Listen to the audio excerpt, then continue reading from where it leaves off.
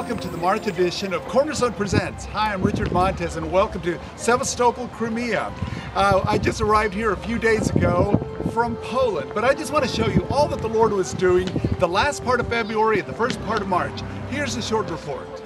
Wouldn't you know it, just as the weather starts getting great in Poland, I have to leave. Oh well. I arrived to Poland in February, and there was snow everywhere. Beautiful, but cold.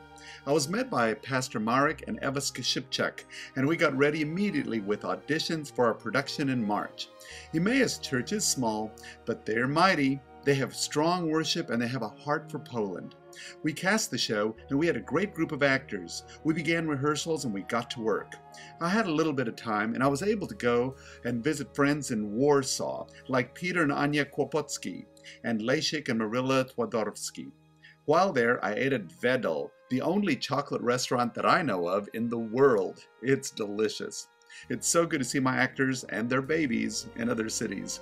Back in Rzeszów, we had a tiny theater, so we had a challenge, plus we had literally no budget. However, dear friend Richard Tillman came to our rescue and helped us with platforms, trusses, and other things. We continued to rehearse, and on Sunday services, I was asked to preach and to sing. Whenever I have a little bit of time, I was able to drive around Rzeszów, which is very scenic. February flew by, and now we were in the middle of March. We continued rehearsals, and it was finally time to move into our theater. We had our last rehearsals at the church, and Pastor Marek encouraged the actors to give their all. Move-in day came, so the actors were great to help load the sets, and we carried in all the scenery and moved platforms and got the theater ready. Platforms and trusses started to go up, and we hung curtains that we had borrowed from another theater. The men built sets, and soon we transformed the stage. The women were hard at work too, preparing sandwiches for lots of hungry workers and actors. We had most of the sets up, and we had a rehearsal on the stage so that the actors could get used to it. I directed from the balcony, and I was taking lots of notes. Poor actors. The lighting company came and installed the lighting and sound for the production. Finally, it was opening night. The actors were ready, and we packed the auditorium. You know, that's the beauty of doing these productions. The very people who say no to going to church are the same ones who will say yes to theater because they love it. So we were able to reach them in this way. We prayed and we began. The show began a little bit shaky, but the actors got better and better as we went. These very same actors, many who had never acted before, were so good and professional. They were nervous backstage, but on stage, they were just the consummate professionals that I trained them to be. I was so proud of each one because I knew that they weren't doing this for them, but they were doing it for the Lord. We could feel the presence of the Lord, and it showed in every performance. Best of all, when Pastor Marek gave the invitation afterwards, and the people's hearts were moved as we spoke. We had hundreds of people moved by the message of the gospel of Jesus Christ.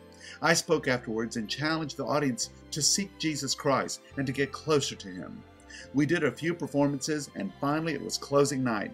I got the actors ready for the cast pictures, and like always, they were a bunch of hams. Actors are always ready for a camera. I am so blessed to work with such a dedicated cast, and I'm especially thankful to Pastor Marek and Eva Skrzypczak for trusting me to bring a production that would help them reach their city for Christ. We had a small cast party afterwards, and it was finally time for me to leave.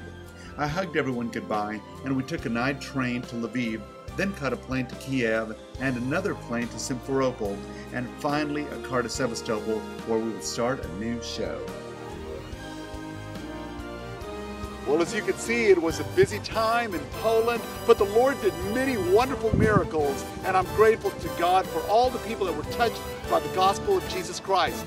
Well, that wraps up this month's edition for Cornerstone Presents. For more information, you can log on to www.cornerstonearts.com. But for now, we've got a wonderful job here at the Black Sea in Sevastopol, Crimea. Please keep us in prayer. Well, that's it. For Cornerstone Presents, I'm Richard Montes.